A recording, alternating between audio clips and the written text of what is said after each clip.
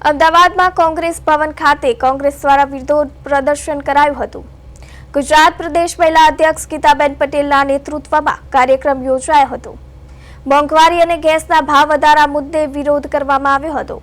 પ્રદર્શન દરમિયાન PM is કોમ્પ્રોમાઇઝના સૂત્રોચ્ચાર કરવામાં આવ્યા હતા। ગીતાબેન પટેલ કેન્દ્ર સરકાર પર આક્ષેપો કર્યા કે પેટ્રોલ, ડીઝલ અને ગેસના વધતા ભાવ અંગે સવાલ ઉઠ્યા। ભાવ વધારાથી ગૃહિણીઓના બજેટ પર અસરનો આક્ષેપ પણ કરાયો હતો।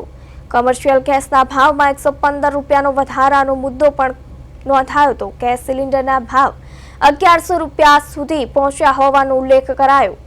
નાના વેપારીઓ અને સામાન્ય પરિવારો પર ભાર વધ્યો હોવાનો દાવો પણ કરવામાં આવ્યો હતો। ગેસ બુકિંગ પ્રક્રિયા અને સપ્લાયમાં વિલંબ અંગે પણ આક્ષેપો કરાયા।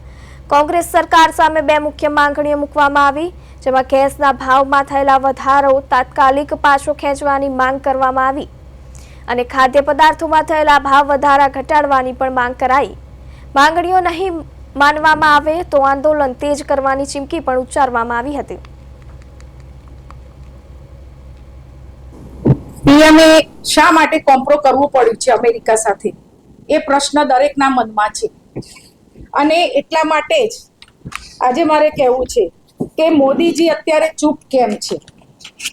હરદીપ પુરી જે કેન્દ્રીય મંત્રી છે અને પેટ્રોલિયમ મંત્રી છે, છતાં પણ અત્યારે હાલ આપણે સૌ જોઈ રહ્યા છીએ કે કૂદકે ને ભૂસકે મોંઘવારી વધી રહી છે, પેટ્રોલ ડીઝલના ભાવ વધી રહ્યા છે, ગેસના ભાવ વધી રહ્યા છે અને આને લઈ અને આખા દેશની અંદર પ્રજા ત્રાહિમામ થઈ રહી છે।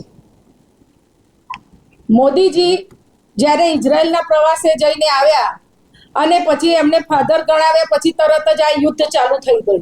આપણે સૌ જાણીએ છીએ કે અમેરિકા આગળ અત્યારે હાલ આપણા પ્રધાનમંત્રી મોદીજીએ ઘૂંટણ ટેકવી દીધા હોય એવી પરિસ્થિતિ થઈ ગઈ છે। એમણે સરેન્ડર કરી દીધું છે। બિલકુલ અમેરિકા આપણને ગુલામ બનાવીને જેમ ટ્રમ્પ કહે એમ મોદીજીને કરવું પડે છે। એનું કારણ